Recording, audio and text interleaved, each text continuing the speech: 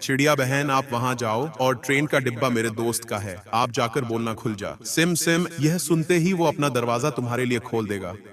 और ट्रेन के दरवाजे के पास जाकर बोलती है, खुल जा सिम सिम।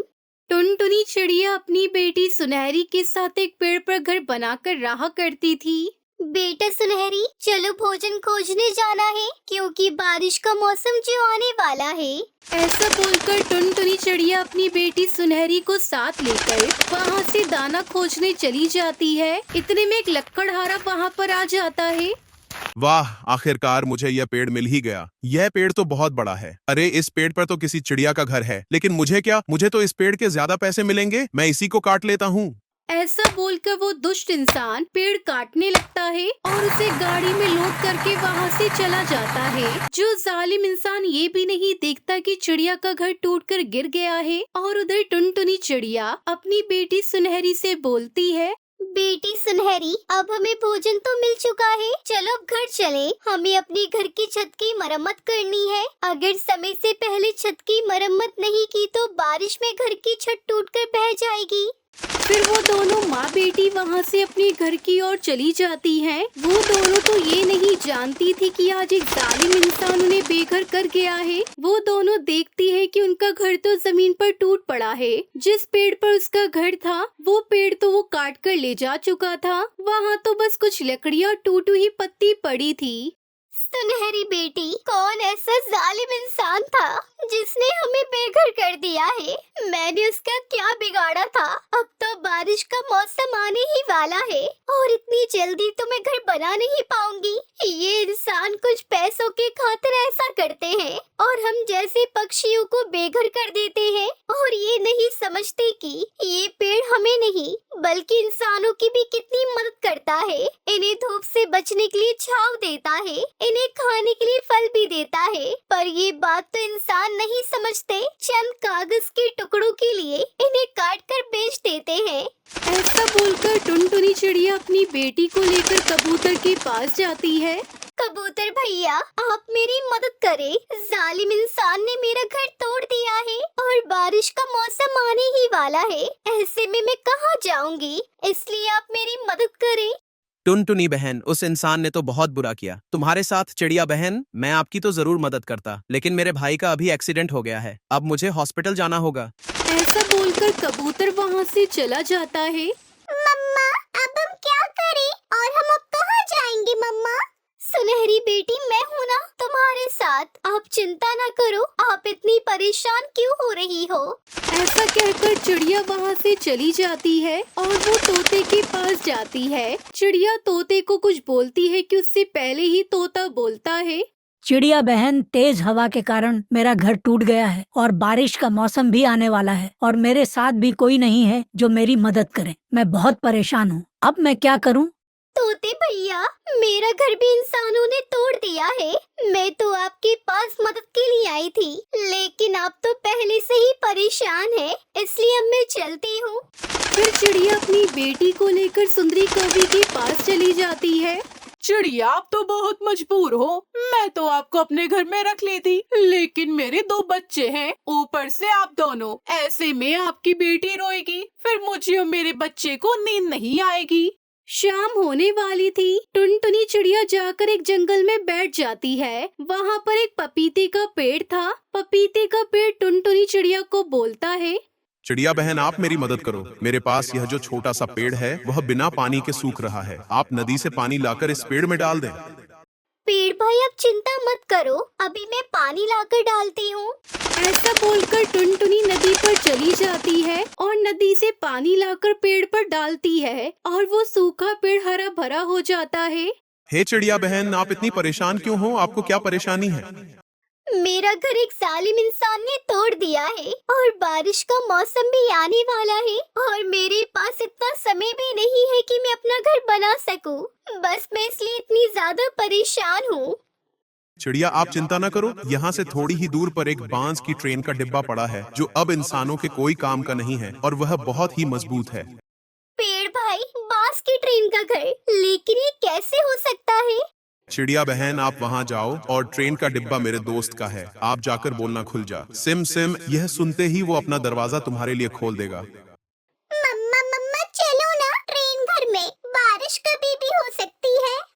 ऐसा बोलकर वो दोनों जादुई ट्रेन के पास चली जाती है और ट्रेन के दरवाजे के पास जाकर बोलती है, खुल जा सिम सिम।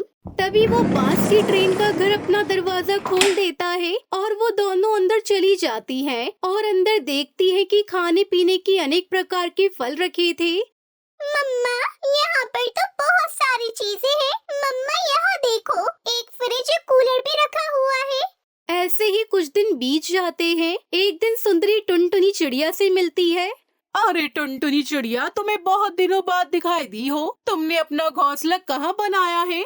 सुंदरी बहन, इंसानों की बस्ती के पास एक पुरानी बांस ट्रेन का डिब्बा पड़ा था। मैं उसी ट्रेन के डिब्बे में रहती हूँ। अच्छा सुंदरी बहन, ठीक है, मैं चलती हूँ। लगता है कि बारिश आने वाली है और मेरी बेटी सुनहरी घर पर अकेली है। अच्छा, मैं चलती हूँ।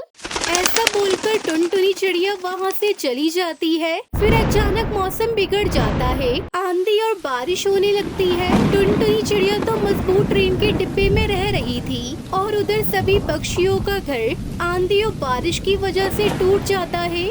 सुंदरी बहन, आजकल टुनटुनी चिड़िया कहाँ पर रहती है? इतनी बारिश और आंधी में उसका घोंसला भी टूट गया होगा। नहीं तोता भाई, टुनटुनी ने कहा था कि वो इंसानों की बस्ती के पास एक बांस की ट्रेन में रहती है। चलो सुंदरी, मुझे लगता है कि बारिश और हवा उस ट्रेन का कुछ उखाड़ नहीं पाएगा। चलो चिड़िया के घर पर ही रहते हैं। ऐसा बोलकर वो तीनों वहाँ से टुनटुनी चिड़िया के पास जाने लगते हैं और वहाँ पहुँचकर उससे बोलते हैं, चिड़िया बहन, हमारी मदद करो, हम बारिश में भीग रहे हैं। ये जादुई ट्रेन है। इसमें रहने के लिए पहले आपको उस पपीते के पेड़ के पास जाकर बोलना होगा। ऐसा सुनकर सुंदरी उस पपीते के पेड़ के पास पहुंच जाती है और पपीते के पेड़ को सारी बातें बताती है। तुम तीनों जाकर उस जादुई बांस ट्रेन में रह सकते हो। दरवाजे के पास तीनों जाकर बोलना, खुल जा सिम सिम। ऐसा बोलते ही दरवाजा खुल जाएगा। फिर वो तीनों ट्रेन के दरवाजे के पास जाकर खुल जा सिम सिम बोलते हैं। दरवाजा खुल जाता है और वो तीनों अंदर चले जाते हैं। टुनटुनी बहन, मुझे माफ कर दो, मैंने आपकी मदद नहीं की थी। ठीक है, मैं तीनों को माफ करती हूँ, लेकिन हम सभी को चाहिए कि किसी भी मजबूर पक्षी की मदद करें ताकि वो भी अपना जीवन खुशी खुशी बिता सके और बुरे समय में आपका साथ दे सके। ये कहानी ढोलकपुर नाम के सुंदर से जंगल की है। ढोलकपुर जंगल में पक्षी बहुत मेहनती और ईमानदार थे। सभी मेहनत से कुछ न कुछ काम करके अपने परिवार के लिए दाना पानी के लिए व्यवस्था किया करते थे। लेकिन इन्हीं पक्षियों में कुछ चालबाज और शातिर किस्म के पक्षी भी थे जो बिन मेहनत किए ही सब कुछ पा लेना चाहते थे। बरसात का मौसम शुरू होने को था। सभी पक्षी पूरी मेहनत से अपने लिए भोजन और घर की व्यवस्था में लगे हुए थे, किंतु कालू कौवा और उसकी पत्नी चंपा कौवी को मानो कोई चिंता ही नहीं थी। देखते ही देखते बरसात शुरू हो जाती है। एक दिन चंपा कौवी कालू कौवे से कहती है, सुनिए जी, बहुत हो गया आपका आलस। 3 दिन हो गए हैं और ये बारिश तो रुकने का नाम ही नहीं ले रही है। अब मुझसे और भूखा नहीं रहा जाएगा। आप जाइए और मेरे लिए कुछ अच्छा सा खाने के लिए लेकर आइए। अरे क्या बात है, आज सवेरे सवेरे क्यों नाराज हो रही हो? अरे तुम्हें पता है ना, मैं अपनी पत्नी को कभी नाराज नहीं कर सकता। मैं तुमसे इतना प्रेम जो करता हूँ। अरे जाइए जी जाइए, बातें बनाना तो कोई आपसे सीखे। और आज आपकी इन चिकनी चुपड़ी बातों में मेरा पेट नहीं भरने वाला। आप अभी जाइए और मेरे लिए कुछ अच्छा स्वादिष्ट सा लेकर आइएगा। मेरा तो भूख के मारे सर ही चकरा रहा है। और हाँ, एक बात याद रखना, अगर आज कुछ खाने को नहीं लाए ना तो मैं भी अपने मायके चली जाऊंगी। फिर मेरे दोनों भाइयों से निपटने को आप तैयार रहना। अपने सालों के बारे में सोचकर कालू कौवे के पसीने छूट जाते हैं। अरे मेरी प्यारी चंपा, अगर तुम्हें भूख लगी थी तो पहले ही बता देती पगली। है अपने भाइयों को बीच में क्यों लेकर आ रही हो? चंपा के भाइयों से डर के कालू कौवा बुझे मन से भोजन की तलाश में निकल पड़ता है। न जाने किस मनहूस घड़ी में मैंने इस चंपा से शादी कर ली। अरे जिस दिन से शादी हुई है मेरा तो आराम ही दुश्वार हो गया है। ये चंपा खुद तो कोई काम करती नहीं है, जब देखो अपने भाइयों का डर दिखाकर मुझे परेशान करती रहती है। अरे अब खराब मौसम के बीच कहाँ से स्वादिष्ट भोजन ला कर दूं? कालू कौवा यूं ही अपने ख्यालों में खोया हुआ उड़ा जा रहा था कि तभी उसे हरी तोती का घोंसला दिखाई पड़ता है। अरे हरी तोती बहन, क्या हाल है आपके? बहुत खुश दिखाई पड़ रही हो। खुश हो भी क्यों ना, ये सबसे अच्छा मौसम जो है। लेकिन ऐसे मौसम में हमारे जैसे पक्षियों को भारी दिक्कत होती है। क्यों, क्या हुआ भाई? कोई परेशानी है क्या? हाँ हरी तोती बहन, बहुत परेशानी में हूँ। पहले तो कई दिन की लगातार बारिश के कारण मेरा घोंसला चटक गया। ऊपर से बारिश में भीगने के कारण तुम्हारी चंपा भाभी की तबीयत बिगड़ गई है। बस उसके लिए भोजन तलाशने के लिए ही निकला था। कालू कोई की झूठी बातों को सच समझकर हरी तोती अपने घोंसले में रखी मीठे आम कालू को दे देती है। परेशान ना होना कालू भाई, चंपा भाभी का अच्छे से ध्यान रखना।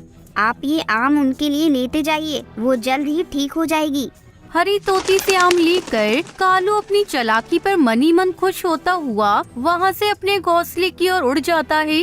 अरे वाह कालू, आज तो इतना स्वादिष्ट फल खाकर मजा ही आ गया। अब तुम साफ साफ सुन लो, मैं एक दिन भी भूखी सोने वाली नहीं हूँ। मुझे रोज ऐसा ही स्वादिष्ट भोजन चाहिए। अब तुम इसके लिए चाहे आज की तरह झूठ बोलो, चोरी करो या डाका डालो, मुझे कोई मतलब नहीं।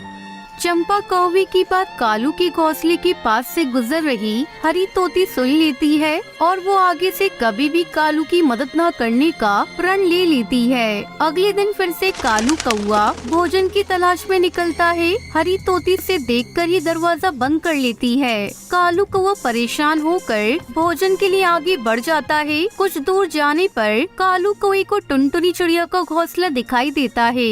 अरे ये तो टुनटुनी का घोंसला है। ये तो वही ढाबे वाली चिड़िया है जो स्वादिष्ट देसी घी के पराठे बनाकर बेचती है। अरे आज तो इसके ढाबे से ही स्वादिष्ट भोजन चुराकर काम चला लूंगा। मेरे मुंह में तो सोचकर ही पानी आ रहा है।